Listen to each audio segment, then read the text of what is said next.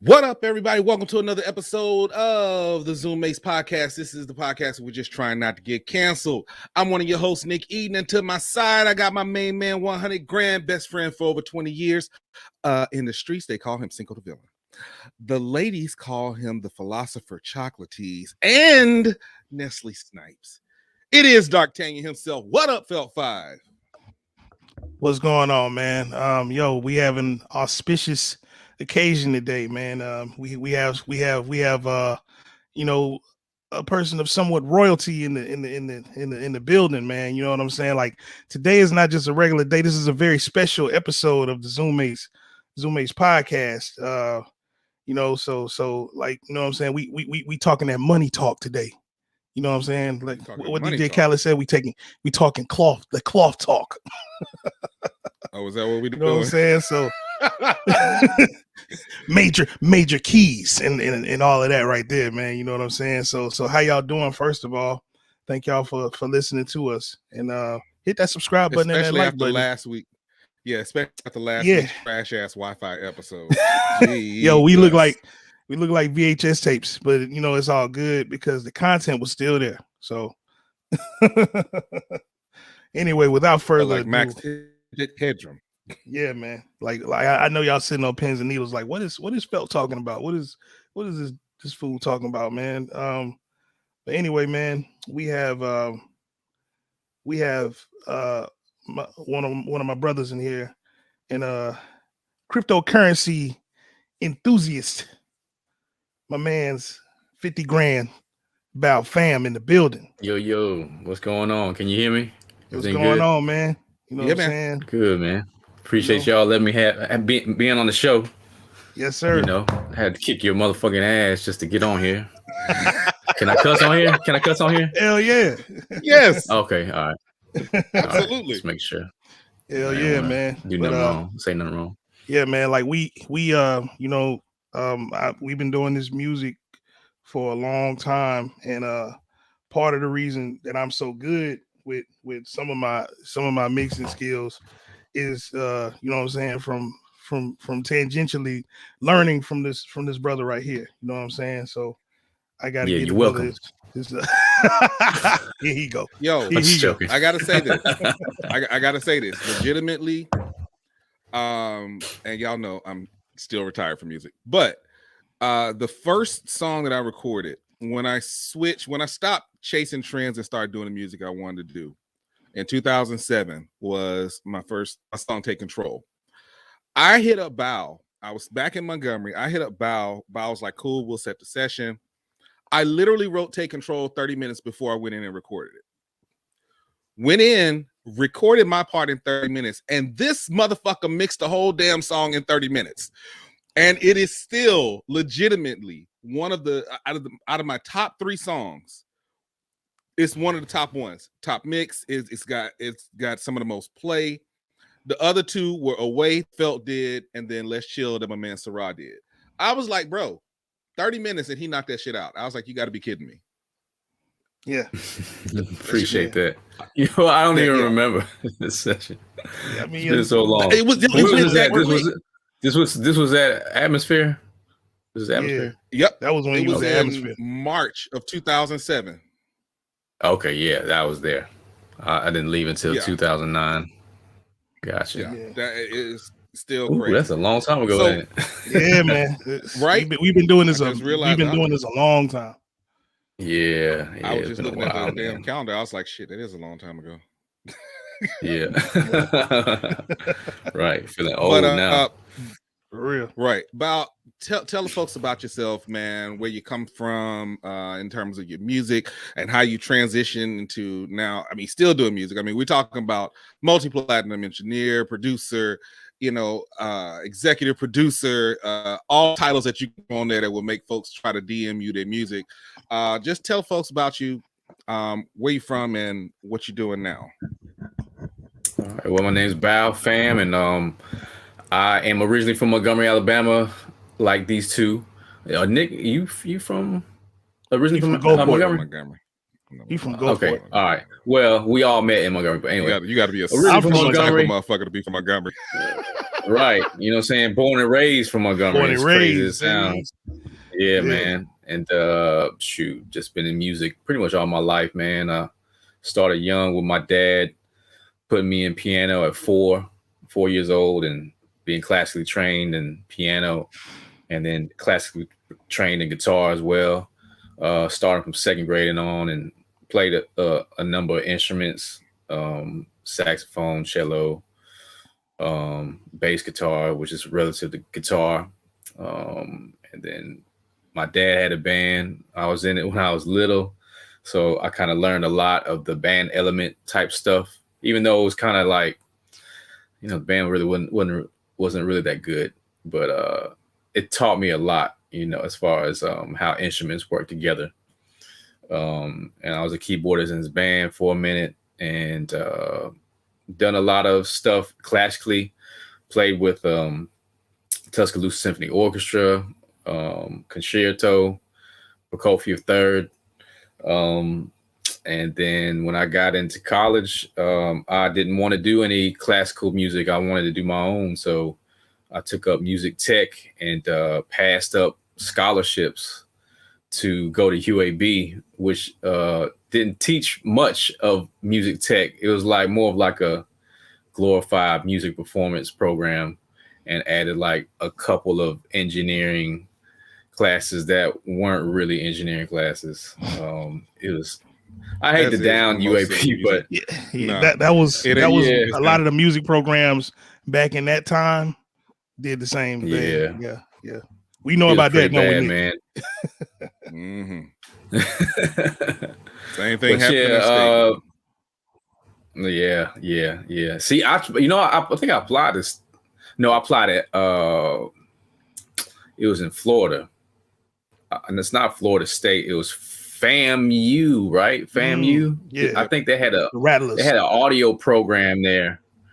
So yeah, I tried to apply to that place, I believe, and man, I wasn't really getting much of a response from the admissions on how the program was or anything. So that's why I landed at UAB, took up the music tech program, but I learned a lot on my own, man. And as much as I hate to say it, that degree didn't really hand me much, but it gave me an opportunity to intern at a studio in Montgomery called Atmosphere Recording.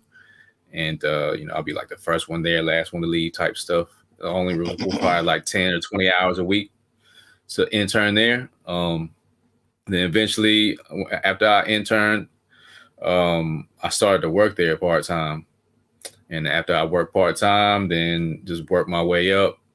And eventually got a placement with T.I. vs. T.I.P., the Watch What You Say to Me record with Jay-Z. And then opened up my own studio 2009 and ran that for a minute. Then met Doe B, worked with him up until he died. And then just was working, and then moved over here to China, which I'm currently in Shanghai right now, and doing stuff, via remotely online, mixing and mastering services and some production here and there. So that's where I'm at currently right now. That's what's up. That's what's up, man.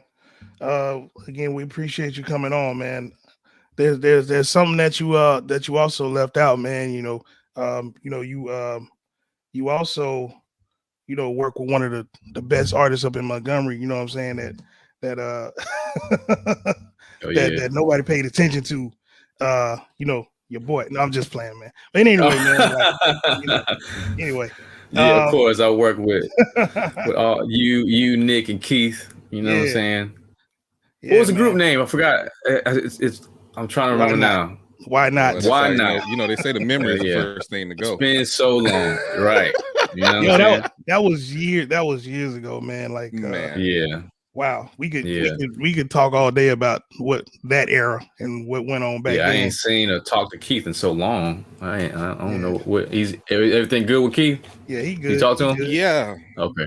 Talk to him Wednesday. Our birthday is we have the same birthday, so same we talk day on Wednesday. Okay. Yeah. Okay. Cool. Oh, shit. Even though cool. I look the youngest. So. Anyway, no. You do. So okay. So it's kind of funny because I know you moved before the pandemic. So everybody who's been kind of transitioning to all this remote work and everything now, like you had already kind of had that like down packed. You already moved. Like, what's the transition like with the time difference? Because especially, dealing with a lot of folks in music here, it's a hurry up and wait thing here, and it gets frustrating. So I know it's like a 12-hour time difference. Yeah, 12 hours from Eastern Standard Time. I'm 13 hours ahead of Central. But when the time changes, China doesn't change. They don't go by daylight savings time. So they just stay exactly the same. Just everybody else changes. So it'll be either between 12 to 15 hours or 11 to 14 hours ahead of y'all in the States. Oh, okay. So, but it's not bad, I think it works out even better because some people may, send me something at night, which would be morning time for me, and then, quote them the price and, the rate they pay me. And then I get it done either sometimes before they wake up or, I always give people like 2 days, but sometimes I get stuff done before they wake up. They get it and they're happy with it. And, it's just really convenient for them. You know what I'm saying? So it works out. Yeah. That's cool, man. We have another thing that we also brought you on for, man. Like, one of the reasons that we wanted to try to make things happen. We got cryptocurrency here. You know what I'm saying? Like, I'm into cryptocurrency, and I partially got to give you credit for that because, you've been on it for a minute. You were telling me about it way back when you were talking about the Rich Dad Poor Dad book. Back when you were in Montgomery. I think that was way back when I was working at the studio. We talked about that. Right. But man, like, tell me like some of like, how did you get started? What made you get started with tell the audience like how did you get started with cryptocurrency? What made you interested in that? And you know what I mean? Like what are some other like investments that you're into? Well, man, I was getting into it around, I would say like March or April or May of 2017. And man, and then I started working with an artist, which fucked everything up. You know what I'm saying? Yeah. But I was working with an artist, and it working with that artist took my attention towards him and away from crypto. You feel what I'm saying? So, man, if I had just stuck to it, I would be in a totally different place right now. You feel what I'm saying? Yeah. But it's okay. It's not. It's fine.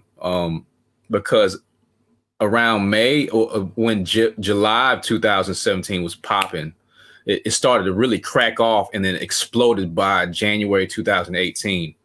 Yeah. And I didn't really get back serious with crypto until like, say November.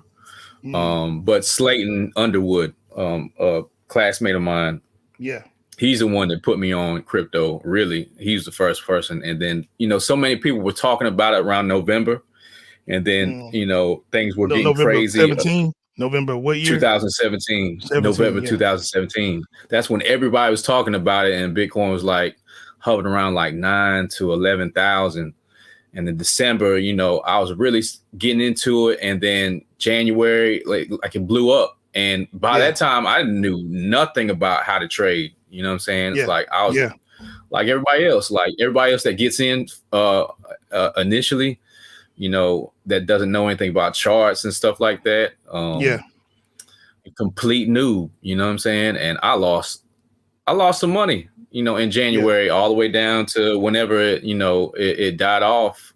So that was the time where I actually began my education in the bear market. You feel what I'm saying? And that's a good time to learn. I learned a lot. That's a good time to learn. Because then you definitely know how to move. Would you say that right now that we kind of in a we just came out of like a bearish cycle, like just recently, right? Would you say that, or am I like, because I know some, but I'm not like you're good with charting. I've seen, like you're expert at charting and you know what I'm saying, like forecasting what's gonna come up in the future. So I'm kind of just looking and trying to make moves, not based on what y'all doing, but I'm definitely trying to pick up and learn as I go along because I just got serious like last year. So what do you think is right now? Like, are we just coming out of a bear cycle or a bull? It is like it was short-term bearish. You feel what I'm saying? Mm-hmm. So, and if people don't know what that means, short-term means like it's short-term, like just losing value in the market currently, and then bull market is like going up, everything price explodes. going up. Yeah. So for the people that don't know, but it's short-term bearish, but right now it's like, at this moment in time of September 5th, 2021, I really don't know yet. Like, it's Bitcoin is at an emotional price point of 50,000. You know what I'm saying? And for one, 50,000 is a nice round number. You feel what I'm saying? Because it peaked like 65 in May.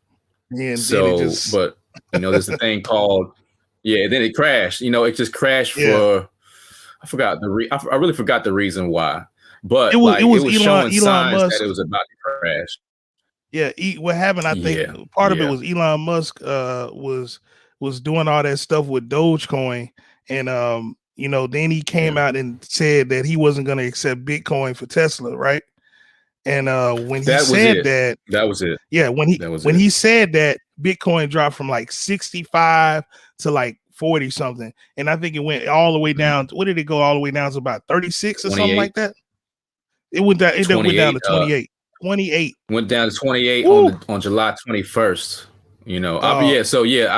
That was the reason. The reason why it crashed is because Tesla stopped accepting Bitcoin because of environmental concerns.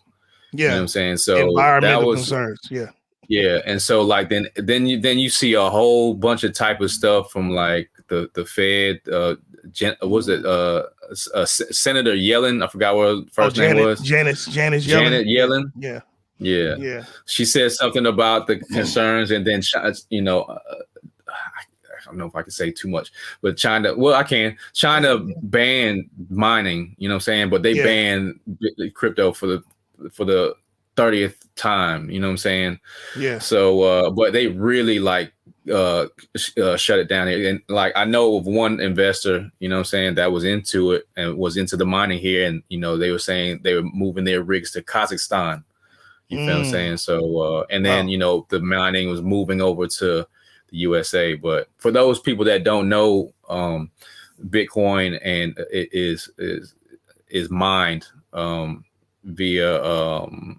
graphics cards and computers. Like it used to be like like one graphic card, but now it's to the point where it's so complicated where it solves a complicated math equation to in order to reach the next block. Bitcoins are they're in blocks, and every block is an equation, and then when they answer the next equation, then you can move on to the next block. That's why they call it a blockchain. You know what I mean? Because the blocks are chained together.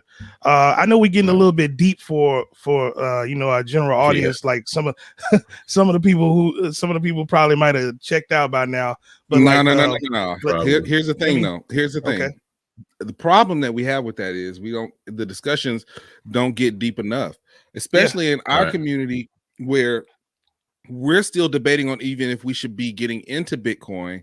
Meanwhile, MIT and UCLA and Stanford have full-on classes and majors on mining, right? Like at a certain point, we can't be afraid to get deep on that.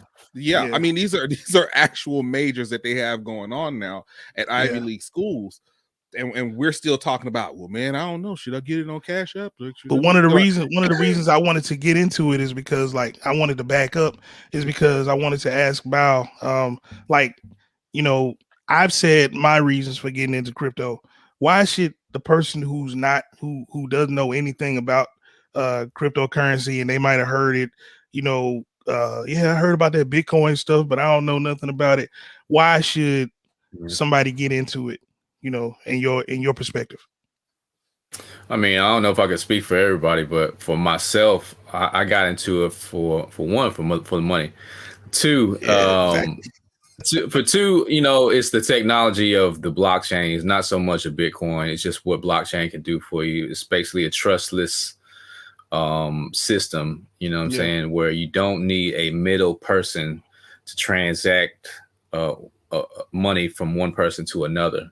Right. So it's like you're cutting out the middleman, and that's what crypto is about. You feel what I'm saying? Yeah. It's basically taking the control of the central banks away and giving it back to the people. Feel what I'm saying? So and that's super important. It's gotten to a point now where I mean, still governments can ban it just like China did, you know what I'm saying? So, I think it's a good thing. You feel what I'm saying? Like, you can't really stop it, But I think the government will try to control it and and regulate it. And I think that'll be a good thing. But some regulation. If things play out, I mean, it's going to have to be regulated because there's so many scams out here. You feel what I'm saying? Yeah. So you just gotta really be careful because people don't know what they're buying. You know what I'm saying? Yeah. They just like buying it because of the money, and I don't blame them. It's quick money, man. It's like I'm telling you, like I said, I got into it for the bread myself. I'm not gonna lie about it. But of course for the technology as well. So, but people are making lots of money, man. Lots of money. And, for me personally, like, I'm not weighing everything heavily on it, but if things play out, by this time next year or by top of January, like how the last cycle did, if things play out the same way, then you won't see me doing music full time, like for money. You feel what I'm saying? It'll be actually for the love, and that'll be my main profession. And really, trading is like, man, it's so much freedom. You know what I'm saying? There's a lot of waiting. For those people that don't know investments and stuff like that. Stock markets, of course, but the trading part, it just gives me so much freedom to where I can just check the charts seriously like twice a day, maybe for like 30 minutes to an hour just to scan through stuff. Yeah. You know what I'm saying? But like, and then check through it periodically. But, it's not any work after you've learned the skill. It takes like maybe 5 hours out of the week for me to apply some actual work. And it doesn't even feel like work. It's just like, just going through it. Yeah. And then like, you love it. Yeah. I mean, initially when people get into it, like myself, like you're into it and trying to learn as much as you can. And it's confusing. There's a very confusing, very long-winded curve. You feel what I'm saying? But once you get it, and it took me like 2 to 3 years to really understand, you know what I'm saying? Mm. To get and understand trading is more of an emotional thing. It's not how much you buy, how much you sell. It is, but it's more of an emotional decision when it comes to trading. And most times it's like you're trying to go against the whole mass of the market because 90% of people lose money in the market. So how do you go about being that 10%? You feel what I'm saying? Yeah. I've learned how to do that, and I feel really good about it. You know what I'm saying? And with crypto, it's very, very volatile, but it's a pure market. I like it much better than stocks. Stocks, you have to do a lot of fundamental analysis and research, and to be honest, it's very overwhelming and very confusing as opposed to crypto for myself. You know what I'm saying? Yeah. So because there's so but many technically- options in crypto. They're like so many coins. I didn't mean to cut you off, but you said technically what now? I'm just saying, technically, you know, you can chart up a market much easier than you could the stock market, at least for myself. You feel what I'm saying? With stocks, So- they're all similar. It's all similar, but Yeah. you know, there's only certain patterns I look for anyway. So okay. So basically, like technical analysis is when you look at the charts more so than, you know, the fundamental analysis is when you know, kind of research the companies and what the coins or what the coins of the company in stocks is about. You know what I mean? Like, so I'm trying to get my technical analysis on point because that's how you can make the money. You know what I mean? Like, you got to know what the charts look like. You got to know, you know, you just got to know where to move, where the public is moving. Because really in crypto, you're selling against everybody. Everybody is trying to beat everybody. You know what I mean? Yeah. That's how I look at it. Everybody's trying to beat everybody. So you definitely got to know, you know, some some technical analysis. Technical analysis is super important. Like fundamental analysis is super important in the bear market. As far as crypto is concerned, but it kind of isn't at the same time. Yeah. Because I mean, you're in the group that my friend started, the Afro altcoin group. We have a Telegram. It's not open to people now because I closed it. But you know, the when it was popping off, like what, January to about May. And you know. So yeah, like, man, I know I made a lot of money, you know what I'm saying? I can't speak for everybody else, but the thing is that when I say fundamental analysis doesn't matter or didn't matter at the time, it wasn't, because everything was popping off around that time, January to May, everything. Like it didn't make any sense. You just pick one. You feel what I'm saying? Like I probably called like 30 or 40 plays in that one chat during that one period, that time period alone. I didn't take everything, you feel what I'm saying? Because there's only so many that a person can take trade wise. Right. But it all depends on how much money you're putting into it. Yeah. A rising tide lifts all boats. Right. And then you know, the thing is though, like, a lot of money was made, but unrealized gains. You feel what I'm saying? You got to really know when to sell. That's the thing. And that's where the emotion kicks in. I feel like I did pretty well. And I sold a lot of coins, you know, strategically. You feel what I'm saying? Except for one, you know what I'm saying? I'm only down on one coin right now. You feel what I'm saying? But that's fine. You know, I was up on 20 others. You feel what I'm saying? So it makes up for that loss. And I didn't even lose yet because I'm still in the trade and it's coming back already. So, you know, it's my biggest trade to date, but I'm like 14% down, but that's fine. You know, it's coming back. I'll say this much. I was one of those folks that kind of at January to May kind of blitzed because fail to tell you, I was the latecomer because, you know, I it's not so much that I was skeptical or anything, but I just had a whole lot of other shit going on. Like, you know, especially at the time when Felt and I were talking about it, I was right in the middle of Q4, and you know, with all my stuff with print on demand, that takes up the majority of my time. So when I finally did get in, it was like, okay, cool. I want to say Felt that was around like November, December of last year. Yeah, when I finally when you finally got in, bro, like I've been talking to you probably for a couple of months before that. Yeah. And like I saw the trend, I saw what was happening, you know, because like honestly, when I started, I was putting like $1 in a week in Bitcoin because I was just trying something out. And then I saw it raise and I kept going up and up and up. But I didn't mean to distract your point. Go ahead. No. It was just that, you know, like, again, I was at that point when I finally just had time to sit back because I was full swing in the Q4. All my platforms were taking off and I was making my sales. I'm like, all right, let me just go ahead and sit down and see what the hell Felt is talking about. And then I was like, okay, I'm looking at some of the stuff he sent me, some of the videos he sent me, podcasts. And I'm like, all right, cool. Let me go ahead and make the jump. Made the jump. January, shit just starts taking off. And I was like, whoa. And see, January was crazy. I've done traditional stock investing before, which I was decent at, but it's something that you said there, like the emotional tie to it that a lot of people have. I had that with a lot of my investments because I was like, yeah, I want to make money, but then there are also businesses that I want to invest in because I want to see these businesses thrive.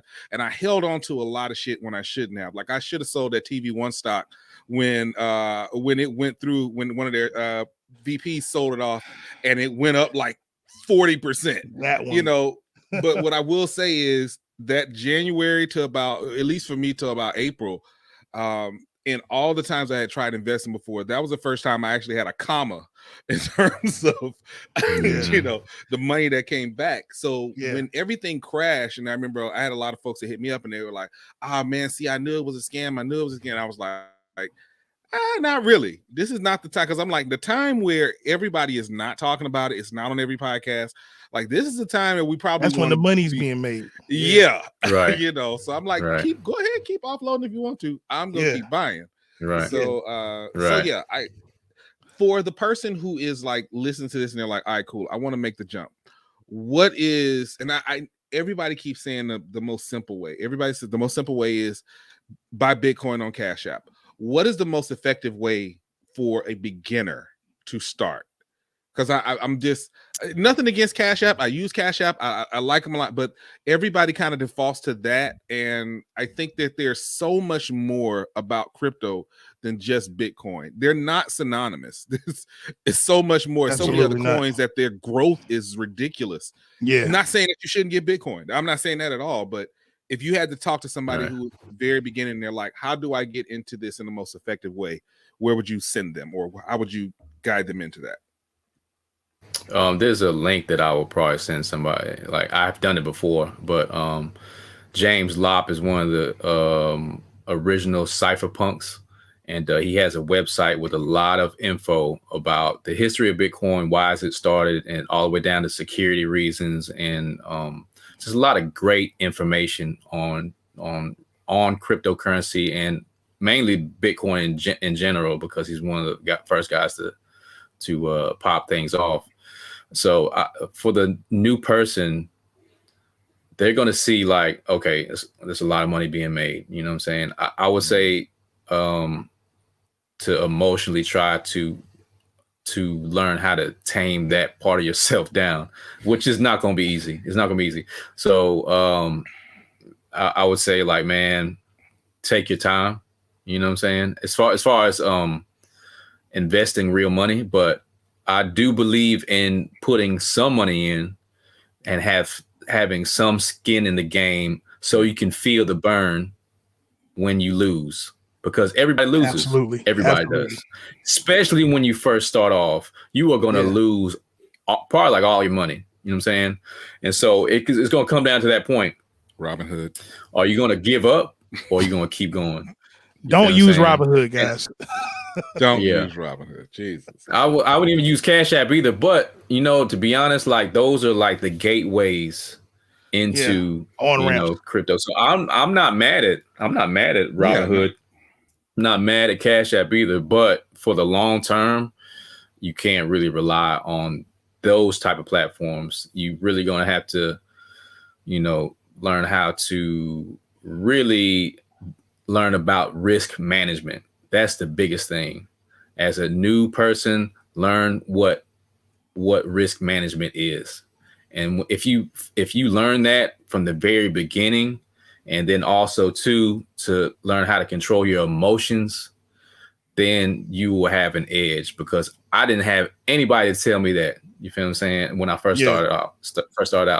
So, but like I said, I started with a little more skin in the game than most, you know what I'm saying? And I probably lost a majority of it.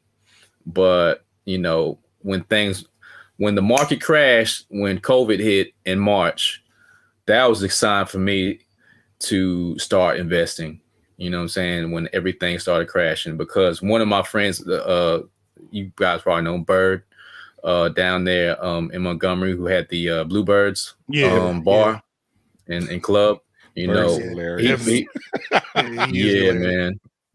Yeah. So he was just, you know, I would hang around him from time to time, and he told me, he made a lot of money during the last crash in 2008.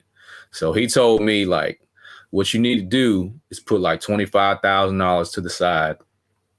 And when the market crashes, you buy heavy. You feel what I'm saying? So, you know, and I was hanging around him like, what, 2016, 17, around that time. So there was going to be a crash. You feel what I'm saying? Because like the market from 2008 was going up and up and up and up and up and up and up and up. And then as you saw in 2020, it corrected by 35%. You feel what I'm saying? And that was my cue. All right, I need to learn how to do this better now. You feel what I'm saying? And I still made mistakes, but February of this year, and it worked out very well. So I'm happy for that growth. You know what I'm saying? So, but yeah, for the new guys, man, you gotta learn. You gotta learn if you want to get out the rat race. If you want to get out of you know, the job 9 to 5, gotta learn how to invest, man. There's no other way. Yeah. There's no other way. Yeah. You know what I'm saying? So that's important. Okay. What's the best on ramp? Like, you know what I mean? You know, and we definitely, you know, appreciate that link. You know, we definitely will, you know, share that link with our listeners. What's the best? Yeah, like, I'll send it. I'll send it. Yeah. Okay. So a good on ramp will probably be in that link that you send. Yeah, I'm gonna find it. Okay. But yeah, I'll find it. Just remind me. But what you say? The first? What you say? I was just saying, like, the best on ramp, because you know, like, you know, Nick was talking about Cash App, we talk about Coinbase, you know, and the reason I say don't use Robinhood, guys, is because you really don't own your keys. You know, when you buy cryptocurrency off of Robinhood, you're basically, you know, buying an IOU when you buy from them. They're not gonna allow you to move your money like that. But I was just saying for the listeners, you know, because a lot of folks don't know, you know, a lot of times I get the question, like, what's the best way to get started? I've heard of eToro. I'm just gonna call out some here. What is it? What is another one? I know eToro, KuCoin. It's a lot of them. Yeah, it's a lot of them. But you know, so those are, I guess I just answered my own. Well, basically, I can't. I wanted to see what you said though. Right. I mean, for myself, I try to de-risk everything. You feel what I'm saying? So I trade off of like 4 or 5 exchanges at one time. Yeah. You know. Yeah. One's Coinbase. One is Kraken. Another is Gemini. Another is Bittrex, which I barely use, and there's another one I can't remember at this point. Binance US. So I think that's 5. So those are the ones that I trade off of. You feel what I'm saying? There's another, like you mentioned, KuCoin. That's the Asian exchange, and there's a lot of coins on there that's listed that are not listed on those other exchanges. But for me personally, myself, I trade off of US based exchanges because for one, there's more liquidity there. Binance has the most liquidity, but then they own CoinMarketCap, which is the website that lists all of the. You can do research on all the coins. Yeah. So I look at it, but I really can't trust that site. But anyway, you can't be on Binance if you're a U.S. citizen unless you're on Binance.us. You feel what I'm saying? And I was on Binance. Yeah. So you can, but like it's, you know, to be honest, it's I like the app, and you know, I like the exchange. The liquidity is not as much as the global Binance website. But the regulators, I guess, are from SEC or whatever, They prevent U.S. citizens from being on Binance Global. I was on it and they kicked me off. You feel what I'm saying? And I was on Binance Global since 2017. Wow. So, and then, I just really didn't understand why they kicked me off. And when I got kicked off, I was like, well, damn, I couldn't trade Doge at the time. You feel what I'm saying? Yeah. When I got kicked off. So I was in Doge on Binance Global, and I wasn't really thinking about Kraken because they listed as another ticker on Kraken. So when I got kicked off of Binance, I had them, I think, convert all of my stuff into Bitcoin, and then I just had it sent to myself. Yeah. But then later on, I signed on to Binance US. And but yeah, I just learned how to. That's a long-winded answer in it. Good, bro. I de-risk everything. You feel what I'm saying? And I de-risk, and I try, like, if one exchange goes down, then I'm good on another. You feel what I'm saying? And then I try to leave, a decent amount of cash on each exchange. You feel what I'm saying? Yeah. And when I do that, I can take a trade on whatever. And most of those exchanges that I've talked about, they have a decent amount. And Coinbase has grown to have a lot of shit coins or altcoins. Yeah. So I wouldn't say that's my preferred exchange, but you can find gems on Gemini, which has more coins. But I really hate their interface, their exchange, especially on that app. Gemini is expensive too. I like. Yeah, it is expensive. The fees are. Yeah, so, but I have found some gems and just caught on some stuff that's super early. And I actually wish I took that trade. I listed in the Afro altcoin group, the CTX trade. It had very low liquidity. You know what I'm saying? It's like maybe like 10 or 20,000 volume. I'm looking for is like 1 million to like 10 million to 50 million nowadays. As far as the market cap. Yeah, that, and then just like the daily volume, you know what I'm saying? Transactions. Because like volume. Yeah, because like it was so low, it was like, okay, the volume on that CTX was like hovering around like $7 to $6.50 to $7.15. It was bouncing like between that amount, like for some days, like probably like 2 weeks, and I was just watching it, and it showed the pattern that I usually take. It's called a breakout trade. It's a pattern I usually take, and I didn't want to take it because of the low liquidity. Because like if it's just $10,000 or $20,000 a day, and like I put $10,000 on it, I can't get out of it because I'll probably lose that 10,000. It'll probably drop down to 8. And like, if it's only trading that amount of money, then it's going to be very hard for me to get out, and I'll probably lose my money. But that's the risk that you take. And eventually it pulled a double. Yeah. And it was like, it hit like $23, I think last week. Wow. So it's just something I wish I would have took, but it's cool. No problem. So guys, as you can see, this crypto currency, it goes deep. It's a lot of information, but once you guys, I'm telling you, like once you guys get involved into it, it's definitely it's like a train or a snowball. It keeps getting bigger the more you keep getting into the rabbit hole, and it's gonna make more sense as the time goes by. You know what I mean? Like, so don't get discouraged if you hear us kind of talking in deep numbers and all of that. You know what I mean? Like, I know you say you're not really that big of a fan of like Cash App, Coinbase, but I actually will say, man, like get on Cash App. Everybody has it.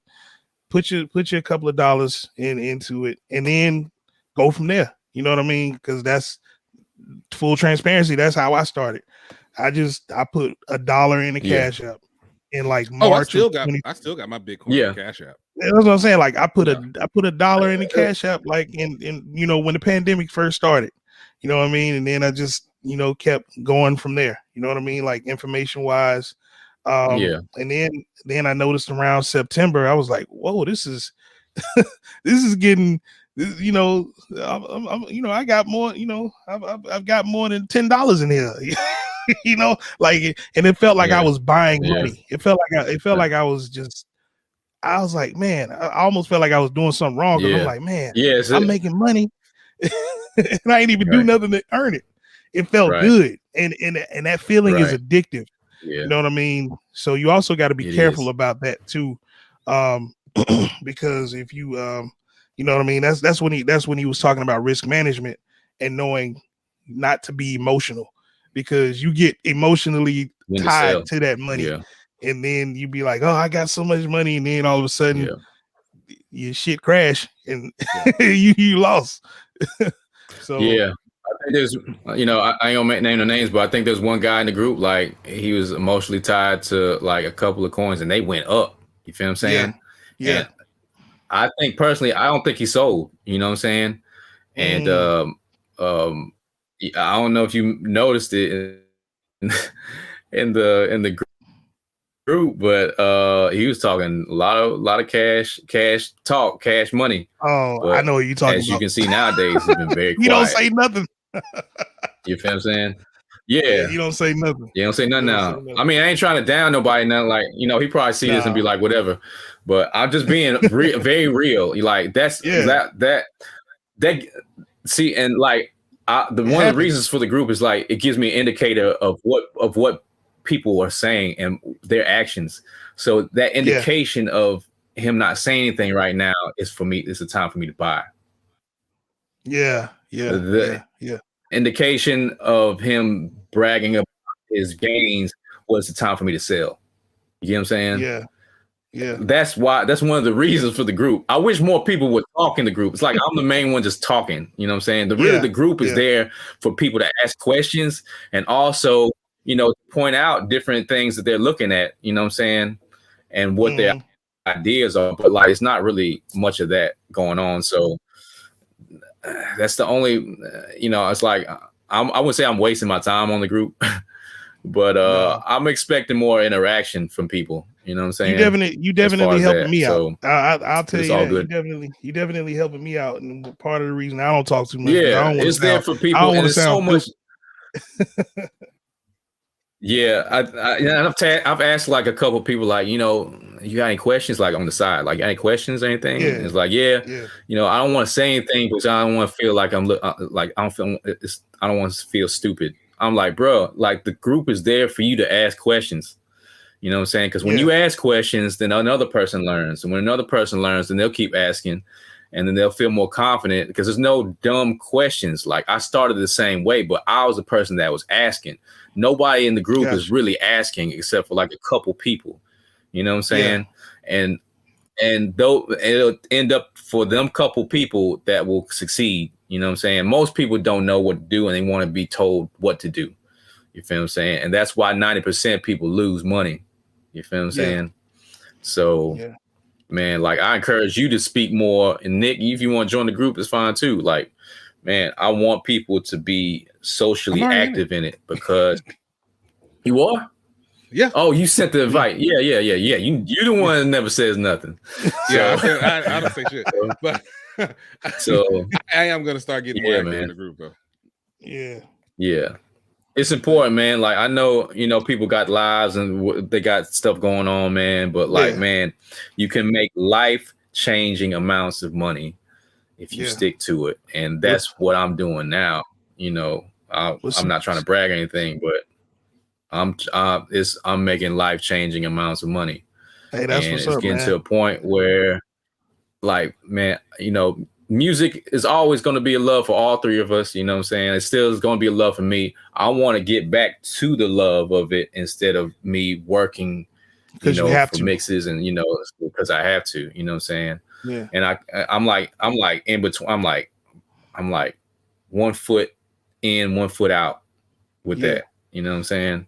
And when I get totally out of it, it's going to be like, okay, I'm only working with you because I want to. It's not because of any money. You feel what I'm saying? Because I already got my bag over here. It's just I got plenty of time to do whatever I want. Absolutely. You know what I'm saying? And that's how I'm going to do it, you know? So that's the plan, you know? We'll see how that works out, but that's the plan. It's amazing how wonderful that he sounds coming from somebody else's mouth. And maybe some of my friends who keep getting on me about being retired from music will understand what I'm saying now. It's amazing because I'm not gonna lie. I ain't gonna hold you. I love music. I will always love music, but felt you were around when this happened. In the span of a month and a half, I made more money than I made doing event marketing than I ever made in music combined. And I'm sorry, 110 bands will make you say, you know what, I'm gonna sit down for music for a while. Yeah, I mean, it's part of the reason that I'm, that I'm getting into this logistics game. So, like I'm getting into, because like I don't like doing this. You know what I mean? I don't like doing what I do for a living. But at the same time, you can't negate the fact that it makes money. You know what I'm saying? So you can love music all you want to, but then at the end of the day, we got kids to feed, we got houses to run, we got assets to maintain, and we want to accrue new assets. So I mean, love is cool, but money is better sometimes. And see, man. I was gonna say, for me, the biggest thing is, especially and again, felt you saw this journey when I started building my e-commerce platforms and building into print on demand.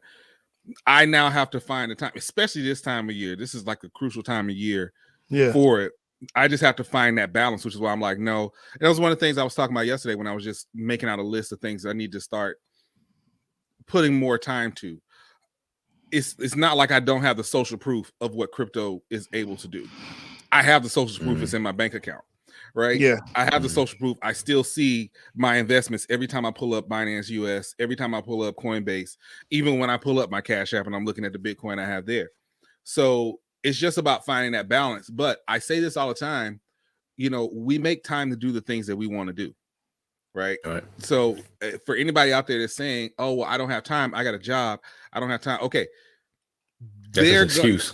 Right. You're their shit coin. You are your job. Wow, that's a bar right there. That's a bar right there. And so while you're sitting here like, I'm not gonna work on even if I'm not gonna say XRP. Even if it was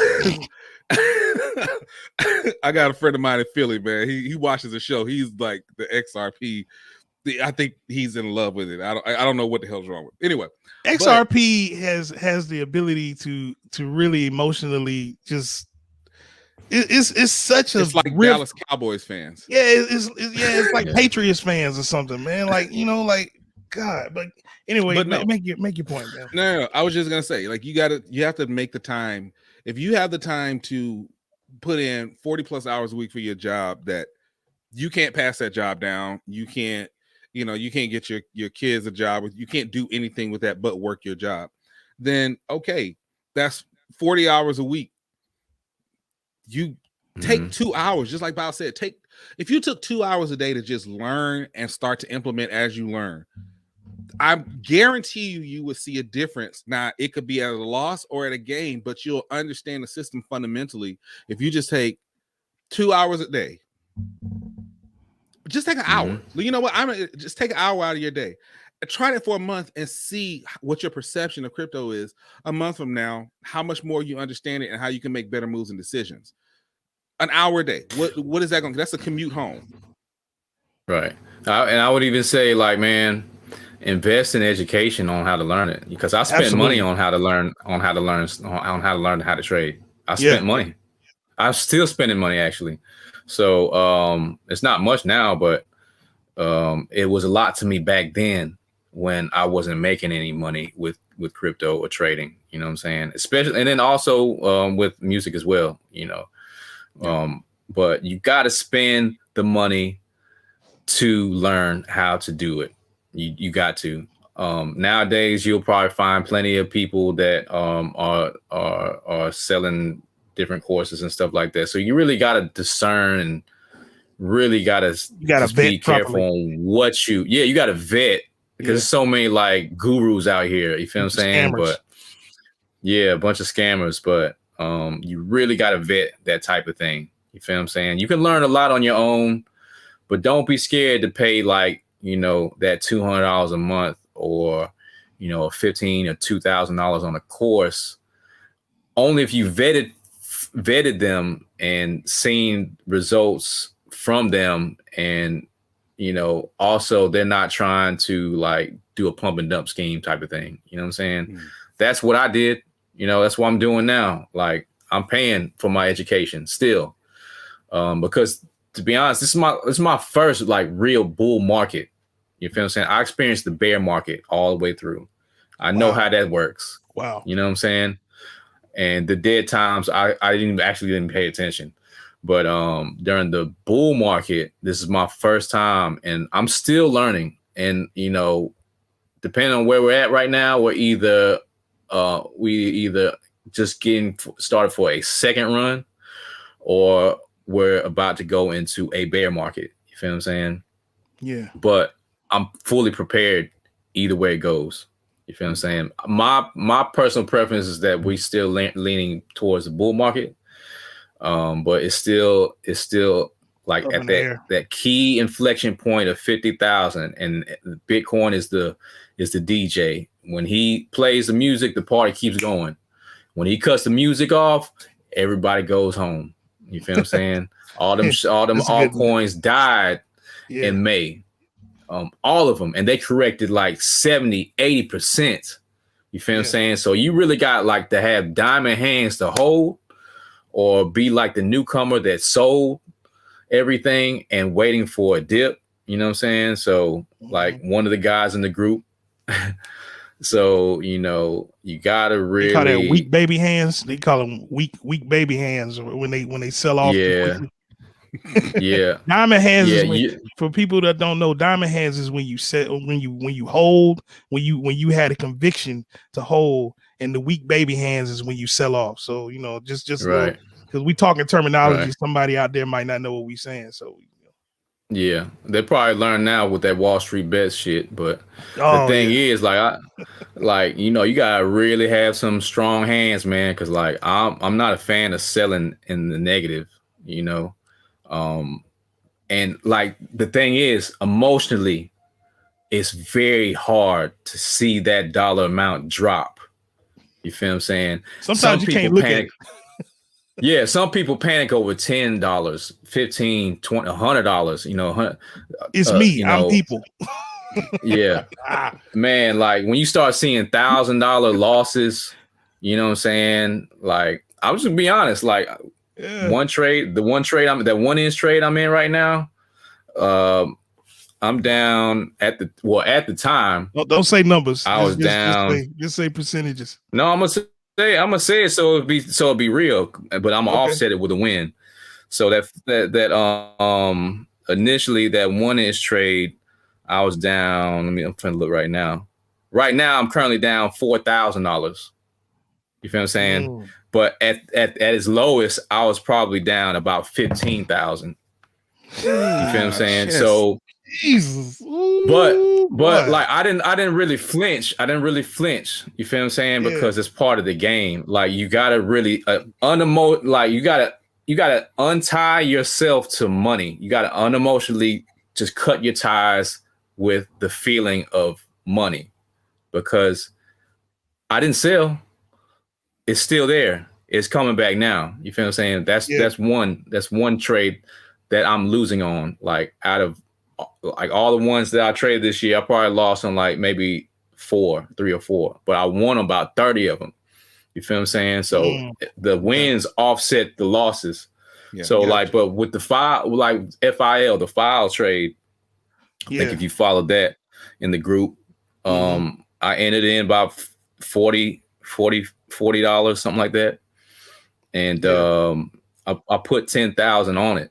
You know what I'm saying? It went all the way to like 200, but I sold as I went. You feel what I'm saying? Yeah, incrementally. So I ended up making $30,000 off that trade alone. You get what I'm saying? Yeah. And I'm still holding like a small runner. So what I should have did was buy when it went all the way back down to 40 again. Because right now it's like, I'm just looking at it. It's like at 105 right now. You feel what I'm saying? So, but those, you know, those runners that I'm holding on to right now, it'll turn into probably bigger sale. A bigger amount of money that I'll make off of it if the market goes parabolic.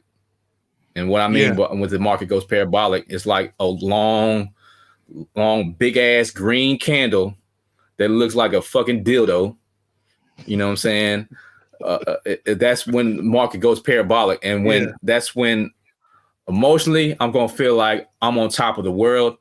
Emotionally, the whole market is going to feel like, oh shit, we're making tons of money, just like they felt like that in May. That's the key indicator for me emotionally to sell. You feel what I'm saying? Yeah. To sell that little moon runner, and that moon runner might end up being like, who knows? You know, there's no the thing with the crypto is that, you know, it can go further than you can really imagine or think of as far as price points are concerned. Okay. So it's funny how you say to detach, and I know we run a little bit over the hour, but so I do have a few people. No, that's totally fine. I can talk about this shit all day. Money talk. Yeah, me too. But like for the people who are watching now that come from my other channel where I talk about print on demand, it's the same thing. You'll find I say the same thing, like you have to detach yourself from it. It's just funny how that just kind of, I think that's more of a business mindset than anything, right? Because I have people now, I don't call them students because I don't do courses, but you know, they'll get in the niche that's selling, a trend that starts selling, you know, that GameStop shit. When that shit hit, I made quite a bit of money just on the t-shirt sales alone. But you know, they'll get in it and they'll like, look, hey, this is the first time I'm logging into my account and I'm hearing the ka-chings come in because the sales are coming in multiple times a day. And I'm like, yo, you gotta get out of that, right? Because eventually that's gonna stop. It's a trend. It's gonna go, you're gonna have a really high and you're gonna have a really low. What you need to be doing is concentrating on some of the evergreens, some of the things that are going to continue to sell. If you're just spending all your time looking at your sales that are coming in and not, looking forward, I need to be designing more shirts. I need to be keywording better. Okay, this is doing well. I need to do more of this and building out your catalog of designs and products. Then once those ka-ching stop, they're done, right? Like I'm not even, at this point, I'm not even checking my account because my shit is going crazy because of the Bishop Sycamore stuff. So anybody who's in print on demand, that's one of the things I hopped on this week was the Bishop Sycamore fake high school, and people are buying those damn shirts every day. But I can't think about that. I'm already into January and February of next year. So it's just gotta think ahead. Yeah. I say that to say it's to me it's crazy just how they correlate. And it really is a business mindset. You gotta detach from the money. Listen, again, I'm not at the level that Felt or Bao are in cryptocurrency, but I do know I did feel it emotionally when I lost that, because I finally was like, damn, you know what? Let me put like, how much? I think I put like $200 on Doge. Yeah, I think you put like $200 or $300 on Doge. It was 300. It was 300. And that was right before Elon went on that bullshit on Saturday Night Live. You know what I'm saying? So talk about an emotional high. I go in, I put 300 in on Doge. By Thursday, it's at 629, and then by Saturday, it's at 250. I was like, "What the?" He fucked everybody up on that one. He really, but I had that was the top. That was the top. Yeah, that was the top right there. Yeah. Like, you think it'll ever get personally, back there? I don't know. I haven't really looked at Doge lately. I really wish I would have been in that trade because I was in it, but Binance kicked me off. But because, you know, there's some people saying that I hate Doge and stuff like that, but that's not really the case. Like, I'm not really hating on anybody that's making money off of it. You feel what I'm saying? Right. But we'll see. It probably could, but I don't know. Just based off prior history of Dogecoin, it probably won't go back up. Yeah. But I could be totally wrong. Like I was wrong during the cycle because like it never hit. It never hit 5 cents before. I don't believe. Especially 10 and then 20 cent. Like it's never hit that ever. Yeah, it's like always would struggle, going to like 1 cent. You know what I'm saying? Mm-hmm. And for it to go, as far as it did to 70 cents, like there's some people that made a lot of money, but I guarantee you, those people didn't sell at the top. Know what I'm saying? Because they emotionally got tied to it and looking at that price and like, man, I'm like a millionaire or whatever. And they didn't sell. And it just dropped all the way down, you know what I'm saying? And people were just buying the dips and they keep on buying it. And their account is going like, they're for one, they're raising their average costs higher, much higher, buying these dips as it's going lower. And then it goes lower. And then eventually, you don't profit as much. You know what I'm saying? So race to the bottom. Yeah. It's race to the bottom. Yeah. So like, knowing when to buy and knowing when to get out is all it was about. You know what I'm saying? Absolutely. I was looking for the article where this guy he legitimately went over $1 million with Doge, didn't sell, and just pretty much lost it all. And was like, "Well, I'm still gonna hold on." And I was like, "Bro, you are." Oh man, he should hold on. Well, the thing is, he still should. He should have sold along the way. He should. You know what I'm saying? He should have sold along the way. Because like that's one of the key things that I did during this cycle is to sell along the way. But this is the thing, you have to plan out your trade before you take it. It's just like buying a house. If you're, looking to, use it as an asset to make money, you make the money when you buy the house because you've already assessed the negatives and positives from location to like how old the house is, what type of repairs you need to do, the market value. If it's a foreclosed house, how much money you need to put into it, to bring it up to fair market value. All that type of stuff. You make the money when you buy. It's the same exact thing with stocks and crypto. You make the money when you first assess everything about it, the pattern of the chart, where it is currently in the cycle, in the market. Always you preferably buy it low and then sell high. But like you set your price point where you want to buy, and then you set your stop loss. For me, a mental stop loss of where I would sell if it got to a certain point. And then but it would have to be at least a 2-to-1 ratio, a $2 to $1 ratio of me making money.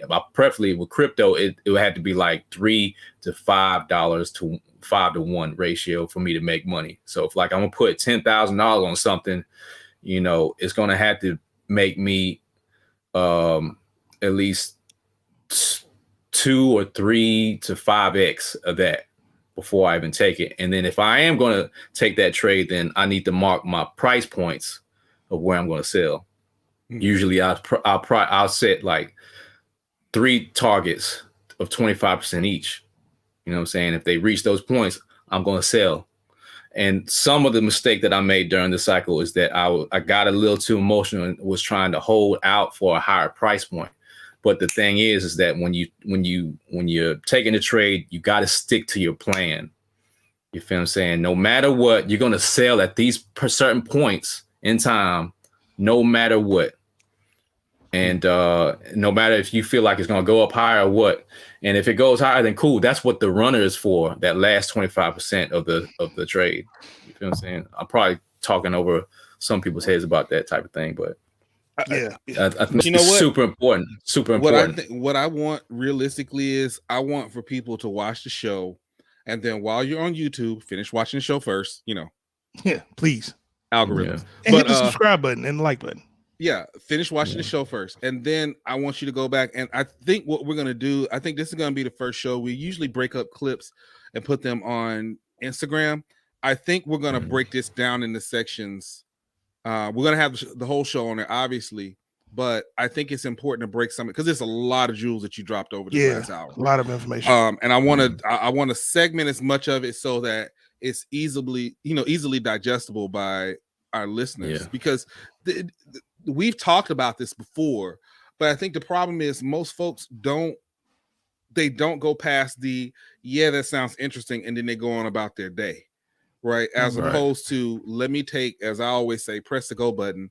Let me take the actionable steps to actually go in and try this. And I mean, you've gotten a ton of jewels today. So absolutely no reason why someone should not come away from this show and say, you know what, let me take $50 and just start. Yeah. Hell, if you go to Coinbase, if you do a bunch of their surveys, you'll get $30 worth of crypto. Yeah. Right. You got to start somewhere, man. Like I started with like 10,000. You feel what I'm saying? And lost a lot of it. But this market cycle, I made 30 times that. You feel what I'm saying? So that's the thing, man. You got to start, man, and got to stick to it. And that's another thing that I do want to say is to not rush into it, because there's always, and I mean always, another trade to take. If you didn't get in Doge like I wish I could have, it's fine. It's no problem. There's other trades, you know what I'm saying, that I've gotten into and made plenty of money. Maybe not as much as the percentage gain, but I've got the formula down to know what to look for and what to get into. You know what I'm saying? So it's always another trade. Don't ever chase if shit is going like parabolic or getting, just going up and up and up. Like that's the fear of missing out thing that most people, are doing. Most, like I said, 90% of people are doing that. They're seeing something that's going up and up and up, and they're just chasing it. Yeah. And then when they chase it, they get punished.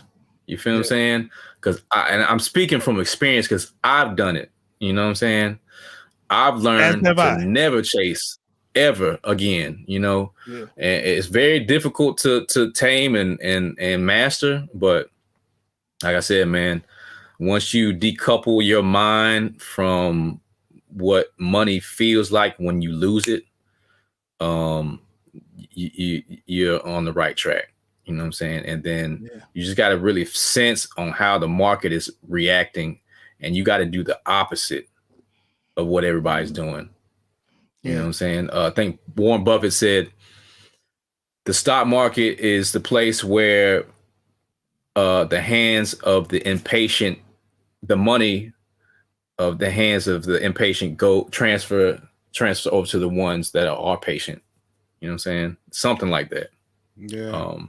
So you got to really just be patient with this game. That's the biggest thing, man. Like for me, that's why I said this is such a freeing feeling, because like I said, I'm trying to work at something where it doesn't take my time. You know what I'm saying? Like I said, this is only going to take like 5-10 hours a week, 5 or 10 hours. It's not even passive, it's actually active. It's definitely active. But only 5 to 10 hours a week is what I'm looking at, and then glancing all throughout the day. You know what I'm saying? Yeah. And then when I'm looking at those 5 10 hours, I'm not taking trades every day. You know what I'm saying? Like when that shit crashed in May, I sold a little bit here and there, but I didn't really make any moves until like last month.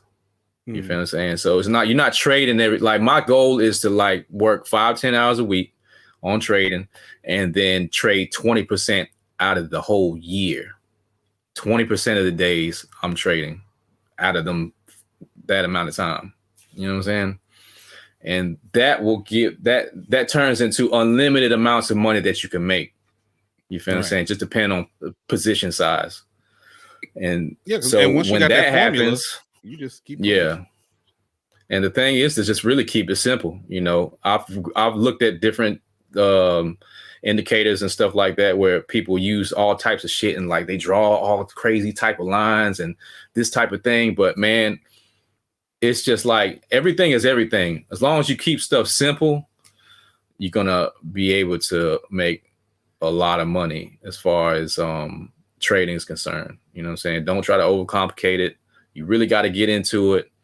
And you got to really also secure yourself as well, because this is crypto. You know, there's a lot of scams out there. You know what I'm saying? So, and even in the group, like I put up like videos about security and what you need to do and all that type of stuff, because that's another side of it that most people ain't really paying attention to as well. Yeah. Self-custody. That's definitely important. Yeah. You know, getting, you know, having the hard memory. What do they call it? The hard wallets, the physical the hard USB wallets. wallets. Yeah. The physical. Yeah, because when you get to that, we ain't talking about just cold wallet. You know. Yeah, cold storage. That's it. Yeah, cold storage. Name escape. Yeah, we're not talking about just $30 from your debit card at this point. Yeah, I mean, once you get into the hundreds and stuff, that's when you really need to start looking into the cold storage, or at least, you know, one of the digital. If you're gonna still be digital, like have a more secure digital wallet. But I suggest cold storage. Yeah, because like this is the thing. When you take that middleman out and you're doing like trustless transactions between people or whatever, you become the bank. Right. It's no longer the central bank. It's you're the bank now. You feel what I'm saying? So it's your responsibility on protecting your own bread. And it's a lot. Absolutely. It's not meant to be convenient. It's not. Yeah. That's where people will probably lose out on, because it seems like it's too complicated.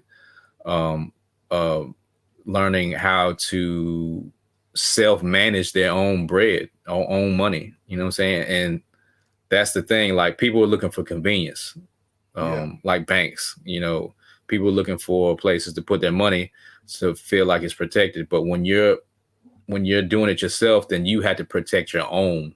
And it's not convenient, man. It's really not. It's like it's not convenient for anybody that's making a lot of money in this game. You know what I'm saying? So you got to protect yourself. Absolutely. So Nick, what you think about you know what I'm saying? We can go ahead and go into this little go hot, and we've gotten a lot of jewels today, man. I think you know some of y'all listening, man, might be like in the information overload, you know, right now, because probably you know, this man has dropped he's dropped so much knowledge and jewels for us. You know what I mean? Like we get deep in this crypto, man. We really do this. Okay, we really out here, you know, changing our lives. Making moves, you know what I mean, doing things that is going to benefit that are going to benefit not just us but also our kids, you know what I mean. And you know, we're making moves. So right now I feel like we should go into you know, some fun, man. We've gotten the teaching out the way. Now we got to go into some fun, man. We got to look into some of these altcoins, or as the community affectionately likes to call them, shit coins. So we're gonna pick about 4 of these, and we're gonna ask our experts. We're gonna ask our experts here. You know, I'm not an expert. I just know what shit. Well, we're going to ask our expert here, which ones go hot and which ones go home, and you know, then I'll have my picks. And then, you know, we'll ask Nick what his picks are out of these. So the first one we got, as far as the shitcoin goes, and I don't consider this a shitcoin because this one is, you know, it's damn near Bitcoin level, Ethereum. So that's the first one that we're gonna have to pick from. Is Ethereum, XRP, Chainlink. And let's see what's one that's kind of off the grid, off the beaten path here. AMP. So we're gonna ask our experts about those right there. So what I say? We said Ethereum, AMP, XRP, AMP, XRP, and Chainlink. Chainlink. Okay. So which one of those go hot and which ones go home? When I say go hot and go home, like the bet, it's almost like a one got to go. You know what I mean? So if we were gonna just pick which one of those go hot and which one goes home and why? Me personally, out of all those, Ethereum will be the top pick. But I don't know if I'll buy it right now at this price point. You feel what I'm saying? Yeah, it's a little high right now. I got in like around 500. Yeah. And so it's a good long-term hold. It was a good long-term hold, I believe. Yeah, it could be, but to be honest, like, man, I'm not really looking to hold long-term any of these altcoins. Only thing I'm trying to hold long-term is Bitcoin. Gotcha. You feel what I'm saying? And some people hate it. But me personally, like, I like the fundamentals behind it. It was created because of the central banks being greedy during the housing market.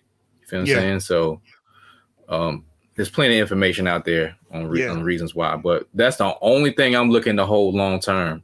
Anything else, I'm selling the fuck out of. Like, I don't give a damn. I'm selling Ethereum, all that shit. Like, but I may hold Ethereum long term too, because like it still might be a good long term hold because right now it's in the process of changing over to a different protocol, and 2.0. Now the supply of ETH is dropping. Yeah, because the transactions are, I guess, meant to burn Ethereum as it goes. So the supply is becoming deflationary. Yeah. So who knows? There's always talking about that flipping of Bitcoin is going to be flipped for ETH as far as market cap is concerned. Yeah. But I don't give a fuck about Link. I especially don't give a fuck about XRP because that's more of like a centralized coin. You feel what I'm saying? They're being sued by SEC for, being security or, hiding the reasons for being a security token, something like that. But it's highly centralized. You feel what I'm saying? So I'm not really, there's so many different ones that's out there that's making way more gains. You feel what I'm saying? So, so XRP, what you say, Chainlink? Yeah. I'm in Chainlink. I got in Chainlink at like $5. There's some people that got in at like $2 or $1. You know what I'm saying? So, but I sold along the way. It's just a free bag for me right now. Yeah. I actually have XRP. I just can't really sell it unless I get on KuCoin. Okay. But I'm up on that too. So we keeping ETH. We keeping as far as what goes hot, and the one that's got to go, it seems, from what you were saying, is XRP. Now you didn't really speak on AMP. You didn't speak on AMP. AMP, I'm in it right now. I'm still profitable. I got in around like 2 cents. Yeah. So, it's cool. It had some type of issue where it had some type of hack, and I'm looking at the chart right now. It was on some type of swap or something like that, and it got hacked. But the drop really wasn't that bad. You know what I'm saying? It was like 11%. Yeah. And this was on, what day was this? This was August 30th. So it was like 5 days ago. Okay. So that was recent. But yeah, so AMP is cool. Like, I'm looking at the chart right now. I'm still in it. I'll sell it if it goes below a certain point. But for right now, it still looks good to me chart wise. But I'm looking to sell this too. Like, I don't care. Like I said, man, all this stuff, like, I'm not looking to really hold anything. I'm going to sell everything I need to sell. Yeah. If it goes parabolic, like I said, that's the key word, parabolic. And when I know it's parabolic, it's like I said before, is when people start feeling good, start bragging about their gains on social media. Yeah. A million people are going to talk about it. And, and then me personally, I'm going to feel like, well, damn, I'm a fucking genius or whatever, and I'm making all this bread. That's going to be a key indicator for me mentally to sell. Yeah. I'm going to have to, no matter what. and another thing I'm looking for is like I said, a big ass green dildo that's gonna pop right up. You know what I'm saying? And I'm gonna sell the fuck out of them coins. Yes, sir. When that shit pops, and I'm looking for hopefully all of them to do that. You know what I'm saying? Sir. So Bao. So according to Bao, everything goes to hell home except Bitcoin. Bitcoin, the only one. Think about it. Think about it, and then you can go look at the history because the charts are there. You know, you go in TradingView, get your free account, and look at the history of what happened January 2018 all the way to March of 2020. You will see all of them altcoins dropped by 80 to 90%. 80 to 90%. You feel what I'm saying? That's real. So, you know, and Bitcoin dropped probably like, you know, what, 60, 70%, something like that. Yeah. So, they all dropped. You know, they all dropped, and some dropped like all the way down to like their original price points, like 88 or something like that. I think it went all the way down like 2 or 3 cents or whatever. I can't really remember. Okay. But I like I said, I'm not really caring. Like, that's the thing. You can't be emotionally tied to these things. Yeah. You feel what I'm saying? I had an old bag of ADA, bag, and I made money a little bit, little pocket change of money back in the other cycle, December. You know what I'm saying? I was somewhat smart then, where I bought low and I sold when it was higher, and I just had a sack, like a bag. You know what I'm saying? But that bag has turned into be a nice little win for me during this cycle. You know what I'm saying? So, and I have sold along the way. So I have like a free runner that I could probably hold for a longer term, because that might be one of the ones I might hold long term, but I will sell the majority of it. You know what I'm saying?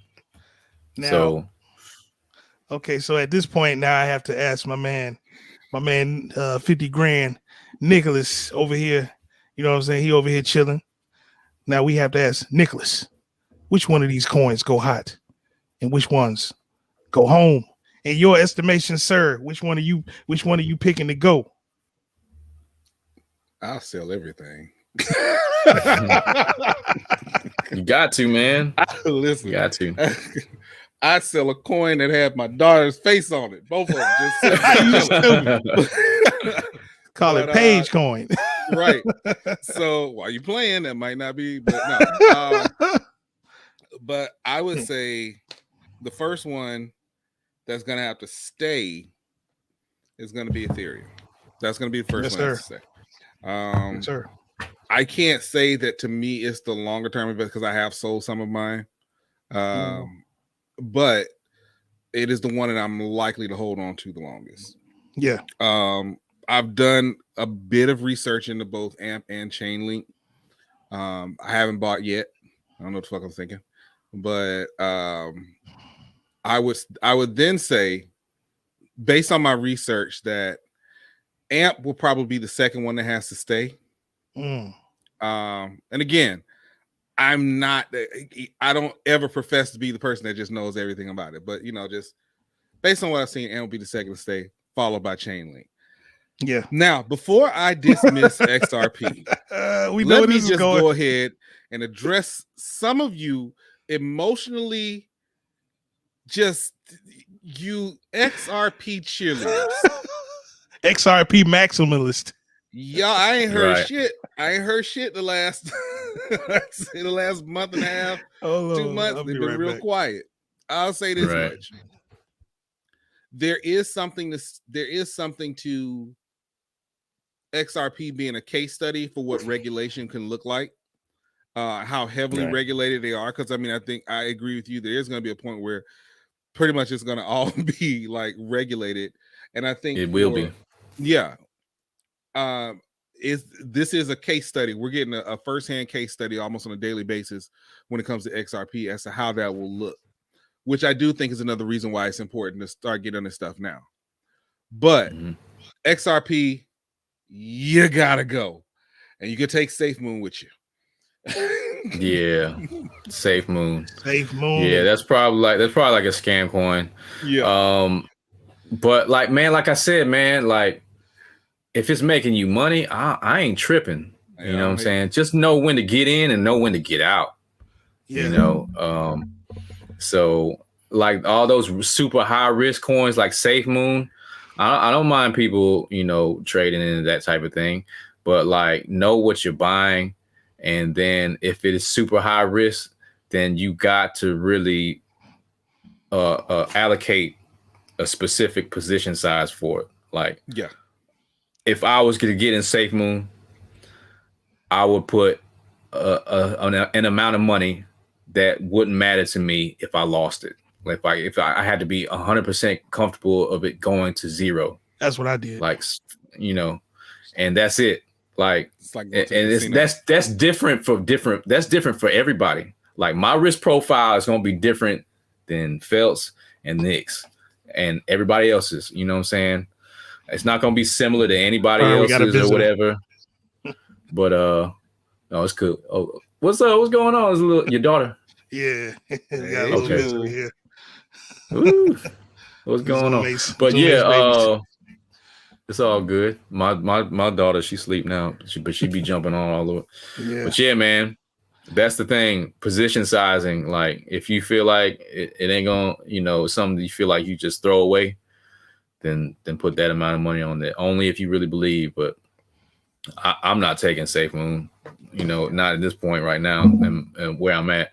And I'll be very highly skeptical on taking trades around this time. Like it's borderline, like you just don't know yet. You know, this could be like a quote unquote dead cat bounce, which means like it looks like it's bouncing back, you know, but it's really just a fake out. Mm-hmm. And it's just gonna start crashing. And we don't know where it's going right now. It's still, like I said, 50,000 is a super highly emotional transaction price point, whatever, that people are just really wondering, like, is it gonna go up or gonna go down? If it breaks 50, then I'll be very bullish. You know what I'm saying? If it looks like it's, you know, just like slowly grinding back down to like 40 or really retesting 30, then I'll be really concerned by that point. You feel what I'm saying? What's crazy but how about the market's acting right now, but you know what I'm saying? Yeah, I remember at the top of the year when they were having 50K parties on Clubhouse. Like that was really, you know, let them it was like, yeah, and it was like that was a crazy time, yeah. Yeah, it was like we'll be at 100. What was they saying? 100 by March. And I was like, I mean, I ain't mad, but when it got to 65, you know, I really was thinking, I was really thinking that it was gonna happen. Like I was caught up in the rapture of all of that. You know what I mean? But we got that wake up call in May, definitely. That let us know. Right. It ain't like that. Yeah, like, you know, I got caught off guard too, but like, you know, it gave you a sign that things were starting to fall over when after it hit 65, it dropped down to, I'm looking at it right now, it dropped down to 47, 48, 47, and then bounced back up to about 60. Mm-hmm. You know what I'm saying? So like it gave you a sign. I really wasn't paying attention to it because me personally, I was still emotionally tied, just like many people were. You know what I'm saying? So it started to fall over, and it was starting to make a lower low and a lower high. When it starts to make a lower low and lower high, that's when things are starting to look like it's gonna go south. You feel what I'm saying? But currently, right now, it's kind of the same thing. Like it made a lower low. It's still a lower high technically on Bitcoin. So like I said, you don't know right now. It's like hovering around 50,000 the past few days. And that's a kind of a good sign. The longer that it holds up, I'm cool with that all day. You know, if it drops down and makes a higher low, meaning like a higher, like it was at 28,000, And then the lowest low was at 38,000 recently. If it continues to, make those higher lows, then that's a good sign. You feel what I'm saying? Absolutely. And like I said, the longer it consolidates over a period of time, the better for it to go up, because corrections that correction was needed. You know what I'm saying? Yeah. It was only correcting like 20-25% on Bitcoin while it was going up to 65,000. And then we saw the biggest correction ever, from 65 to 28. That's like a 50-60% drop. Woo. You know what I'm saying? That's a lot. Well, that's not the biggest correction. I'll take that back. It's not the biggest correction. Well, it dropped to 88%. But that's the biggest correction, like 80%. Money-wise.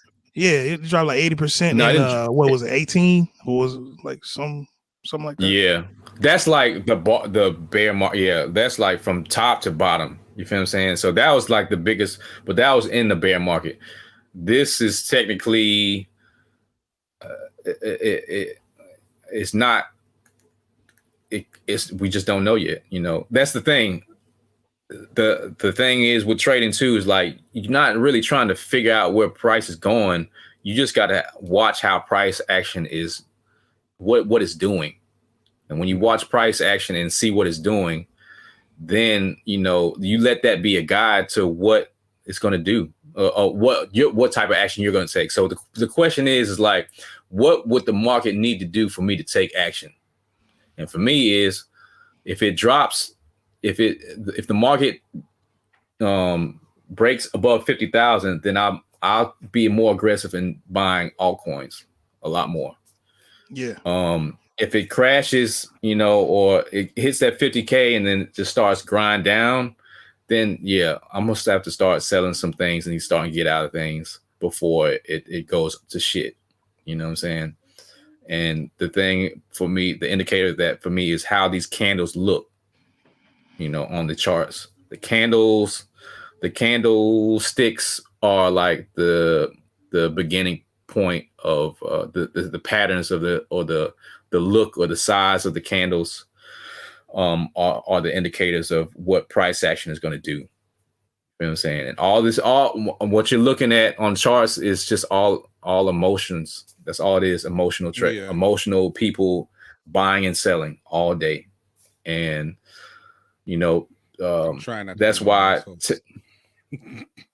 Yeah, I mean, no, it's nothing wrong with that. But that's the thing. Human, markets change. You know what I'm saying? Like stock markets and crypto, those are two different markets. But human emotion doesn't change over years, decades, centuries. Human emotion is the same all the way through. You feel what I'm saying? That's why when you apply technical analysis, that's why it works so well. You feel what I'm saying? Because it's highly emotional. People are going to do the same shit they did 10, 20, 30 years ago. History repeats itself, or if it doesn't repeat itself, it rhymes really well. You feel what I'm saying? Right. Yeah. So Phil 5. Yes, sir. What you got on this go high, bro? Man, I'm telling you, so for me, the first one that's gonna stay is I am somewhat of an Ethereum maximalist. So I'm keeping Ethereum because honestly, that's my one, man. I'm a bit emotionally attached to ETH, man. So the next one that's got to stay, Chainlink. I was in the Chainlink for a short while, and then like I heard about Polkadot, and I didn't really have funds for both, so I traded Chainlink for Polkadot, and that was it's still pretty good. They around the same. Chainlink rose higher quicker than Polkadot did. Let's see, what's the next one? AMP. I think AMP is a pretty good. So AMP has got to stay, as well. Just from what I haven't done too much research on AMP, but from what I heard about it, and from what our experts said down there, at the bottom, and also what I've heard about it in the group, that it's a good one to look into. So I had a little bit in AMP, and I'm just gonna keep my eye on it to see what it does.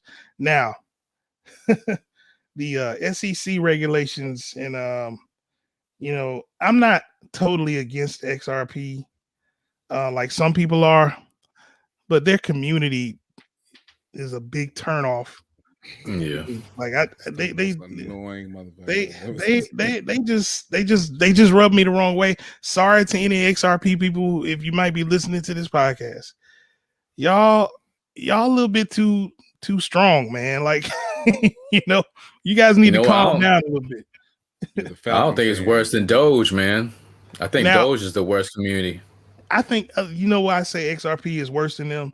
I feel like XRP people, a lot of people in Doge, they don't know what the hell they're doing. But a lot of people in the XRP community, they have read a couple of articles, and they will regurgitate those couple of articles to you over and over and over and over and over again. So that's why I say they are the worst. XRP, you're going home. You don't go hot. Get the hell up out of here, XRP.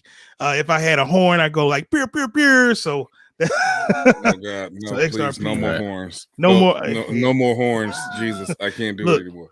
To tell Bao about the history, like when we first started the show, I was editing the show, and I was putting a lot of horns and sound effects and gunshots, and because I was listening to Joe Budden's podcast, and I was like, that would be fun, and I overdid it. Yeah. So gotcha. Nick will never ever let me live it down. Never. And, and I also did it in the greatest audio editing program, Ableton. So okay. I love it. I say that one for you, Bao. But anyway, man. Yeah, I know, man. I'm just messing with you. But yeah, man, so that's the history behind that one. Anyway, man, we have definitely enjoyed you thoroughly, bro. And we got to get you back on. You know what I'm saying? Next time we got to talk about, just straight up some music stuff, man.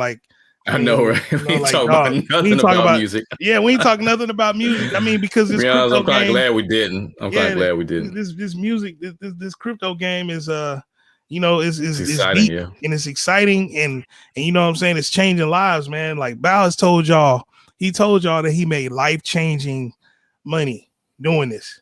You know what I'm saying? Now we both been in the gump,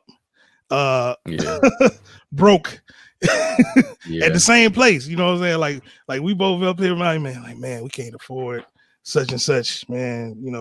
Sitting up, wondering what's next, what we gonna do. Right. Hear that this man is making life-changing money, and you know what I mean. We're proud of you, bro.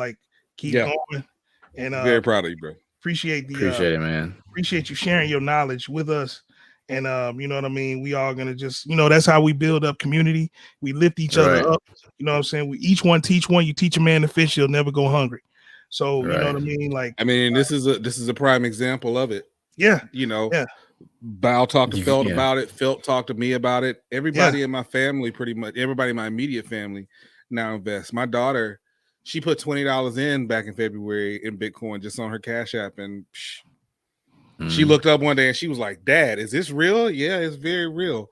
So when we say these are things that, we always talk about generational wealth. We always talk about, sharing resources as a community. We also talk about access to wealth.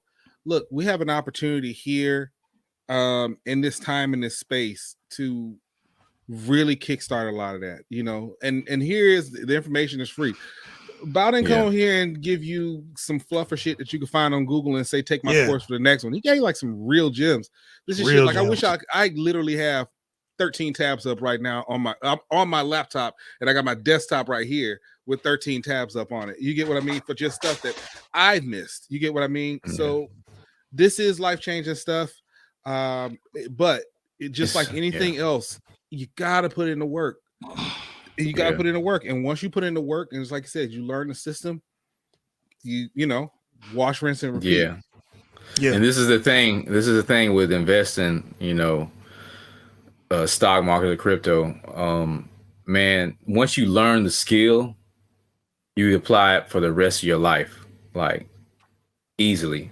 Like, so I'm really looking forward, God willing, let me see, more time on this earth. But I'm really looking forward to the rest of my life after learning this skill.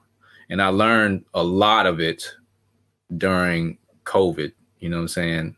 I mean, I learned a lot, like I said, those 2 years, but I really buckled down when we were on lockdown. You feel what I'm saying? So, and I mentioned this on social media a while back. I was like, take this time of you being in the crib or being at the house to learn a second skill to change your life.